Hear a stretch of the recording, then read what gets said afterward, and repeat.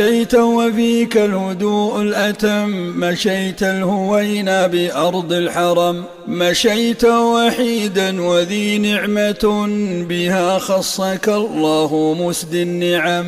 30 عاما أيا شيخنا تؤم الأنام وتهدي الحكم، وتتلو الكتاب وتروي به قلوبا عطاشا وتشكو الألم، تحرك بالآي أرواحنا بصوت رخيم جميل النغم، وتخشع خوفا حداك الرجاء برب رحيم غزير الكرم.